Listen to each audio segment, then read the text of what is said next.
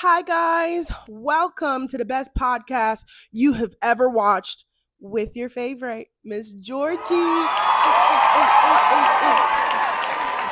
And you are tuned into ABG Speaks. ABG Speaks. Yeah. Me. I'm speaking. I'm ABG. African bad girl, American bad girl, Akata bad girl, all around bad girl, the bad girl of it all. The ruler, queen of evil women. That's me. Oh. Okay, today we're talking about something super fun. I'm going to tell you guys the truth about being Nigerian. Okay? Because I was going to say the truth about being African, but I don't want to speak for all the other African people because I'm not all the other African countries, but I can definitely speak as a Nigerian. And I'm going to tell you guys the truth about what it's really like to be Nigerian. Now, if you don't know, I'm 100% Nigerian. Even though I think the way I carry myself, my Americanized characteristics tend to confuse people and make them think that I'm like, Black American, but I'm not. I'm Nigerian, 100%. No mixture, pure breed. And I grew up in Nigeria, Onitsha, Watawalk Street, Okigwe. I grew up in Nigeria and then I moved to America at an early age. Not too early, but good enough. Teen years? Was I almost a teen? And I grew up here. So I'm very much a Nigerian. I speak Igbo. If I don't talk I'm now, you people will say I know go talk Igbo.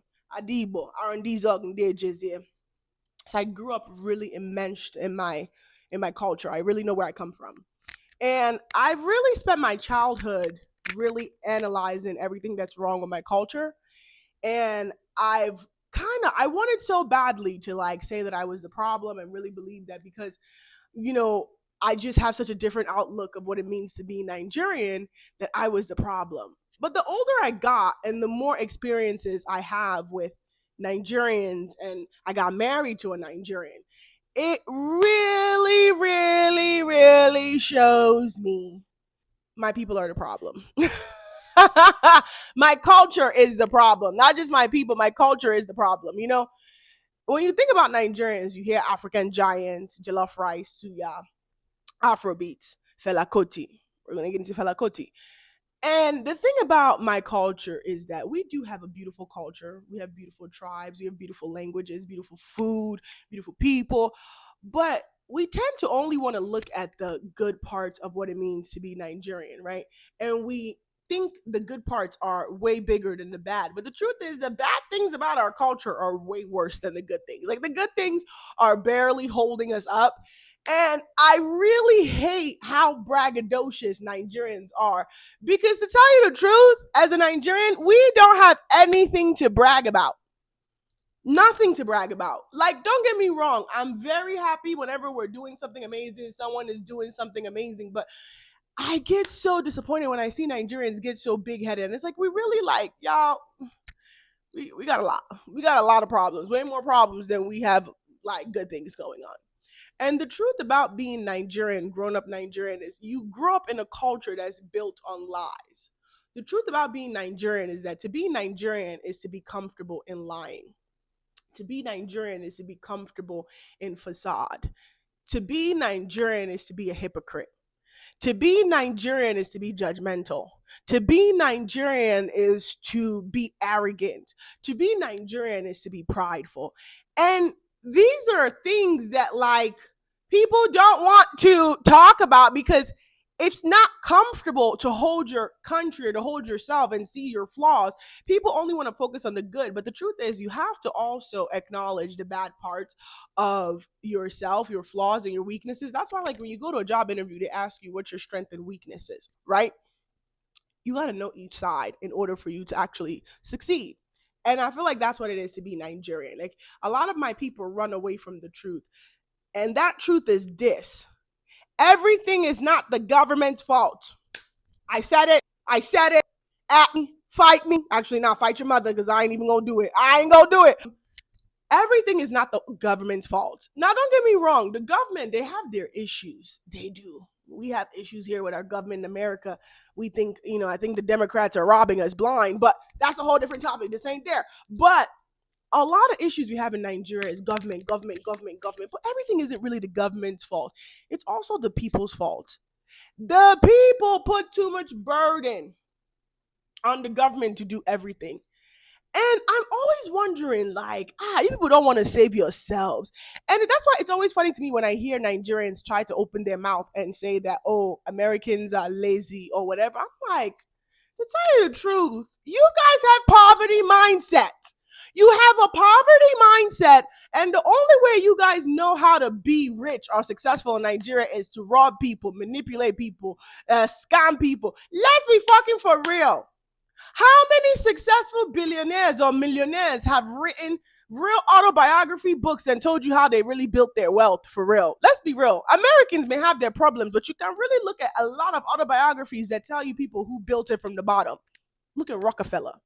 Now the government got involved to hold Rockefeller back because he was getting a little crazy.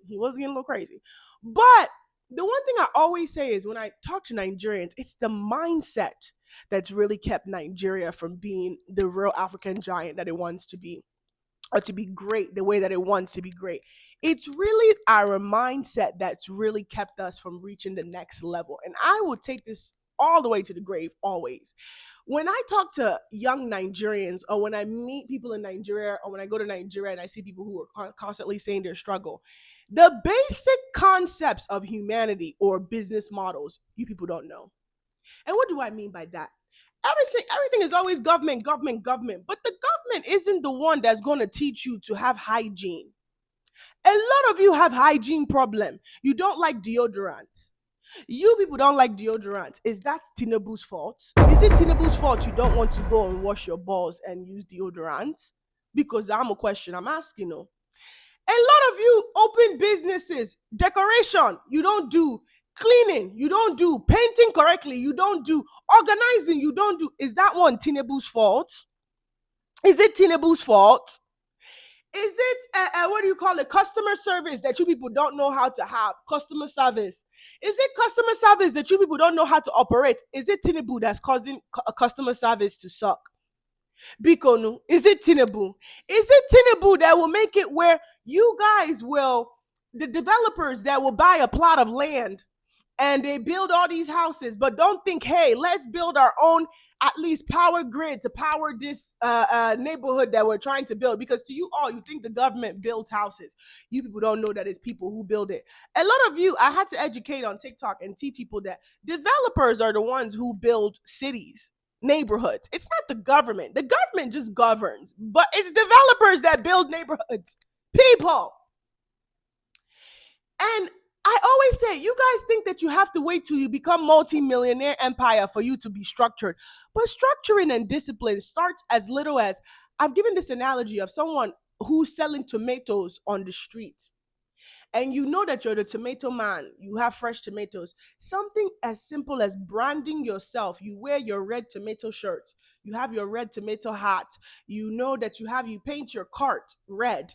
You make it that now everybody knows you as branded as the tomato guy. If you see the guy that's in all red, he sells tomato. You people don't want to work on branding. You don't want to work on branding. You don't want to learn basic business concepts. You think that being rich is by copy and paste. You copy everything everybody else does, and you wonder why you're still broke. I don't know. I don't know. You don't read books on business. You don't read books on how to actually build wealth. You don't actually apply discipline or structure or timing. You people will show up late to your own funeral. You will even show up late to your own fucking funeral. And you blame the government. Don't get me wrong, Nigerian government has their issues, but goddamn, I ain't gonna lie, you people have problems too. My people have problems. You people will go to church 40 days and 40 nights. You be in church fasting and praying. And the only person that's actually getting their blessing is the pastor that's scamming you people. I always ask people, you go to church all the time. How come your churches never teach you guys how to start a business, how to run a business? Why isn't your pastor? You just want to pray. Prayer without work is not going to get you rich, oh. Let's even break it down. There's 8 billion people in this life here. If the universe or the Lord that you people worship, because me, I don't get them. There's 8 billion people and everybody's praying. Everybody's praying. Everyone is talking to him and saying, hey, help me, help me, help me. Why would he help you and you don't have a blueprint? What? If I was your God and I'm listening to people praying to me, I'm gonna help the person who has a plan. The person who's praying and saying, hey, listen, God, I want to do this, I want to do that. Man, I just need a connection to get there. I need a connection. A lot of you don't even know what to do with money if money touch your account. You don't know what to do if money touch your account. It's not about having money. It's knowing how to keep money when money touch your account. Look at Hush Puppy. You people worship Hush Puppy. Hush Puppy stole all that money and couldn't flip it into good. He couldn't flip it. And that's the thing I teach. I always tell people, I never tell you that there's a straight up way of how to become rich. You got to take a risk. Sometimes the risks aren't pretty. Sometimes the risks aren't like, they're not attractive and they're not sexy. Yes, and some of them are dangerous. But the thing is, if you're going to take that risk, you have to know how to flip that money and make it clean. A lot of you are so worried about the optics of wealth, but not the actual infrastructure of wealth. You people care about making money quick, quick, quick, so you can go and buy a Mercedes. Mercedes you can't afford to maintain.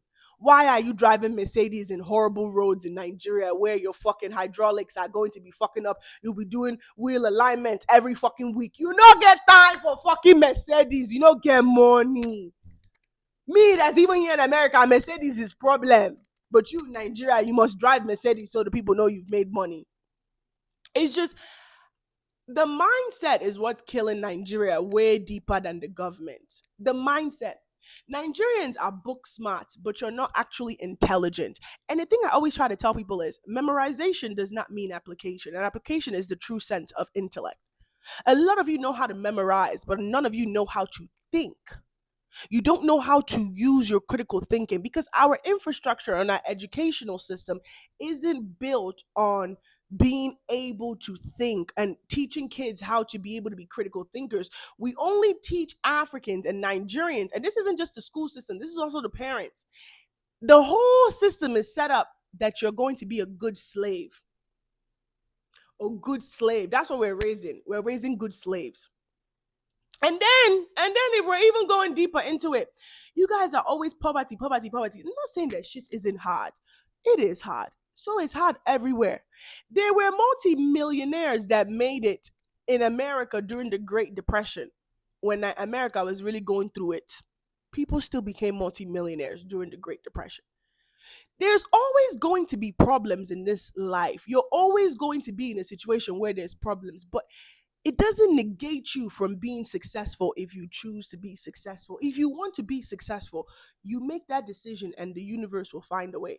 Madam C.J. Walker was the first self-made billionaire black woman in a time where racism was rampant, segregation, what? And she became a multi-billionaire.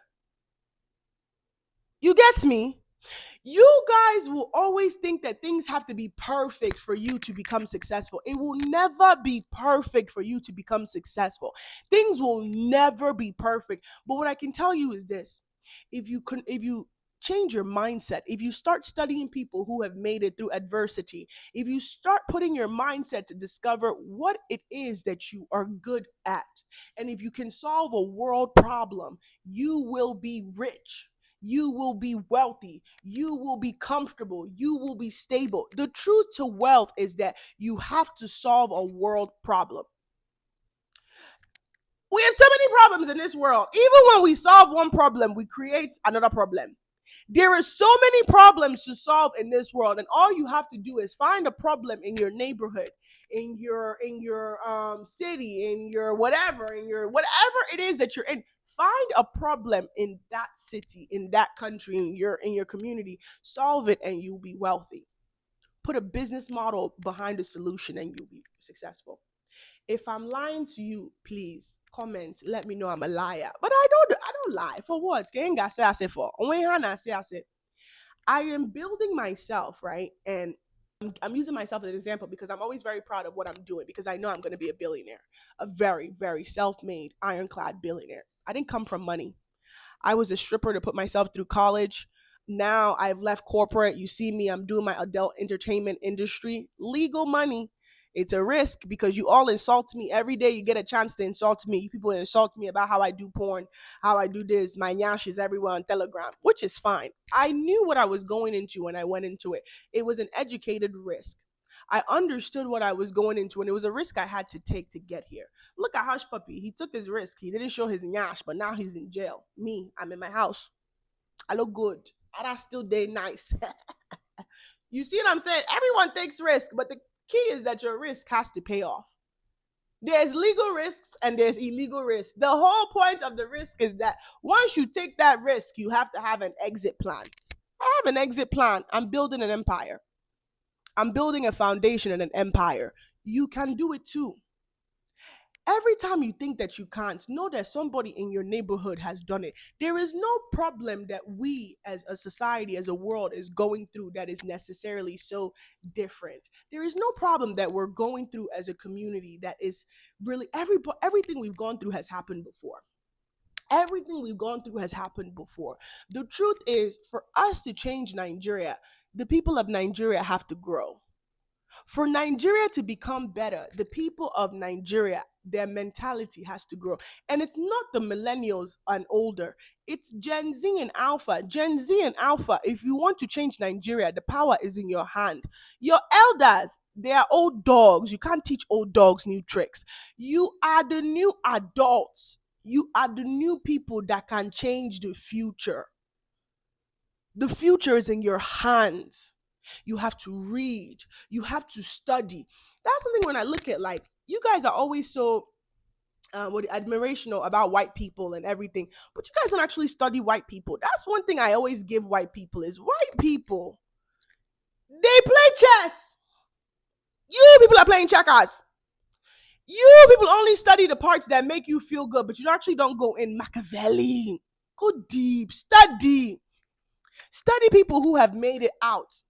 Even if their adversity doesn't look identical to yours, still study them, read about them, see what you can pick up from them. People who come from different backgrounds, study them, see what you can pick up from them.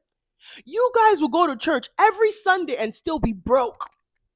But you don't study your pastor and see how he is marketing and how he built the church. How he scammed you guys into coming to church every Sunday and he's riding around in a Rolls Royce. You know what I'm saying? How about you study your pastor and figure out how that motherfucker built it? Ask him how he built the church. And then see if you can build the second church. Anyway, I think that's all the yelling I have for me today. You know, my new single is still out. Them say ABC they do younger. I be bad girl, I do younger. Them yeah, go listen to Younger. Afro Trap Queen. That's me. Make sure you guys are enjoying it though. I'm definitely giving you work. I'm giving you like fire sauce, Holy Ghost fire, all of it. I'm giving you people. So make sure you guys are tuning into Younger. I go put it right here. Let me put this right here for you people. So you guys can make sure that you're tuning in, you're enjoying. This is my second episode. I told you people, hold your opinion till the third episode, because if you comment nonsense, I go scatter your life. You know me. I don't have respect though. Be calm. Be calming yourself. Calm down. But anywho, it's Miss Georgie. Let me go back to my American accent, my Oyibo accent. Adabeke. Hi, it's Miss Georgie, and you've tuned into my amazing podcast, the best podcast you'll ever in your fucking life listen to. ABG Speaks, because I'm speaking. Am I not fucking speaking? Well, I'm speaking. No, I'm not telepathic. I'm speaking. Okay?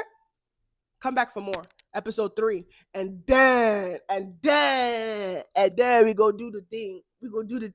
Okay. Bye, guys.